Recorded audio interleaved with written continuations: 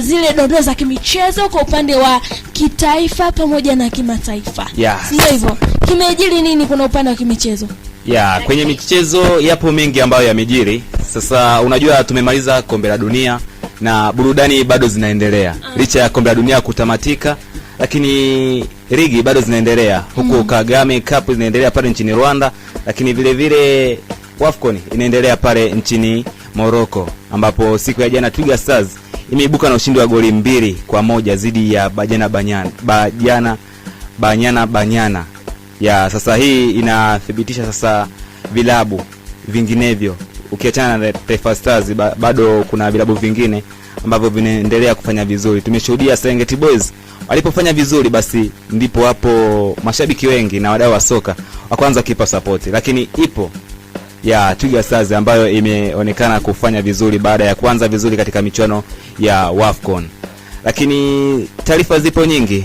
Huko nchini Rwanda, Kagame Cup itaendelea siku ya leo, Sekafa Kagame Cup, ambapo Simba Sports Club watacheza dhidi ya Jamuz FC.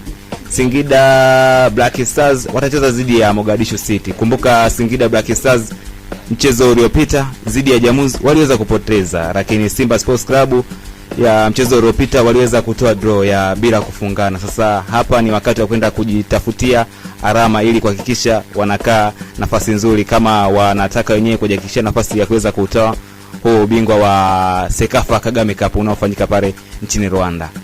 Sasa taarifa nyingine ni pale viunga vya Wanajangwani, ambapo usiku kwa mkia leo bwana, klabu ya Young Africans imeweza kumtambulisha mchezaji wa zamani wa klabu ya Mamelodi Sundowns ya Peter Sharulile kama mshambuliaji klabuni hapo. Tunakumbuka Sharulile aliwahi kuchezea ile klabu ya Mamelodi Sundowns mara baada ya hapo raundi hii wamemchukua kama mchezaji huru. Sasa comment zimekuwa ni nyingi sana kwa wadau wa soka, wengine wakidai wamechukua mtu used ambaye ameshatumika.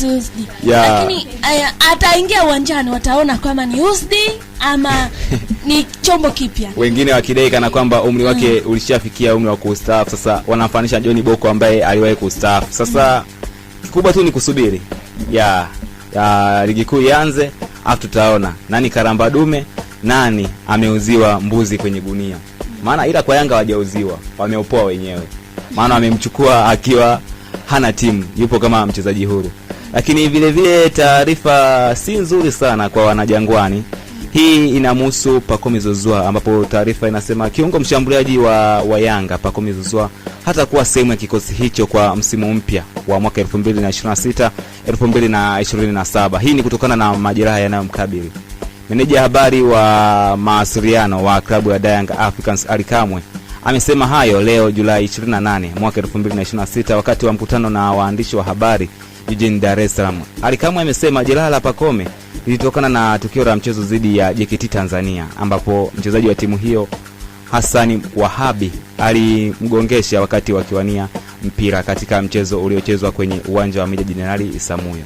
Sasa Young Africans msimu unaotarajiwa kuanza wataanza bila kiungo wao mshambuliaji Pacome Zouzoua ambaye ameonekana kuwa ndo mchezaji tegemezi sana. Lakini bila shaka hivi sasa tupo kwenye kipindi cha usajili, basi hiyo nafasi ya Pacome Zouzoua wataenda kutafuta mchezaji mwingine. Lakini taarifa nyingine nzuri bwana inamhusu Adolfu Mtasigwa. Huyu ni mchezaji Mtanzania ambaye ameshinda kombe lake la kwanza la Toyota Cup akiwa na timu yake mpya ya Kaizer Chiefs. Mtasigwa amecheza dakika zote 90 wakati Kaizer Chiefs ikibuka na ushindi wa goli 1-0 dhidi ya Scotland FC. Hii inaonyesha namna gani vipi wachezaji wanazidi kuitambulisha Tanzania katika michuano mbalimbali. Na Adolfu Mtasigwa amekuwa ndo mchezaji wa kwanza kuweza kutoa ubingwa katika ligi ya pale nchini Afrika Kusini. Sasa taarifa nyingine sasa huko barani Ulaya inahusu Zinedine Zidane. Ameteuliwa kuwa kocha mkuu mpya wa timu ya taifa ya Ufaransa kwa mkataba utakaodumu hadi mwaka 2030. Shirikisho la soka la Ufaransa FFF limethibitisha uteuzi huo, huku Zidane akichukua nafasi ya Didier Deschamps kama ilivyokuwa akiripotiwa kwa miezi kadhaa. Huku ndio mwanzo wa enzi mpya kwa Les Bleus, ambapo mmoja wa magwiji wa soka duniani anarejea kuiongoza timu ya taifa akiwa na matumaini ya kurejesha Ufaransa kileleni mwa soka la kimataifa. Tunafahamu baada ya kombe la dunia kutamatika, Ufaransa wenyewe wameshika nafasi ya 4. Ya raundi hii hawakushiriki finali. Ya waliweza kutolewa. Sasa maboresho yanaanza mdogo mdogo. Kocha wanamsaini kwa miaka 4. Huku kwetu Tanzania tumezoea kocha akija basi tunamtesi kwa mwaka 1 au miaka 2, lakini huko barani Ulaya tunaona namna wenzetu ambavyo wanazidi kuweka mazingira mazuri kwa makocha wao ili kuweza kujenga timu iliyo bora kabisa. Wanamsaini kwa miaka 4. Ya tunaona sasa moja kati ya mbinu ya mafanikio kwa wenzetu ni hii hapa. Kuna kitu cha kujifunza. Kwako Priska bwana. Msikilizaji wa 106.6 na Patrick Saha hapa ametoka kutupitisha kwa juu sana kuna zile dondoo za michezo kwa siku ya leo. Pia unaweza kufuatilia kama wewe mwana michezo, nadhani kuna kitu umekipata hapo. Si ndivyo Patrick? Yeah. Na sasa hapa tunaenda kutimisha kipindi cha Evening Life. Nilikuwa na ladies hapa pia na gentleman mmoja ambaye ameweza kutuchambulia kuna dondoo zile za kimichezo.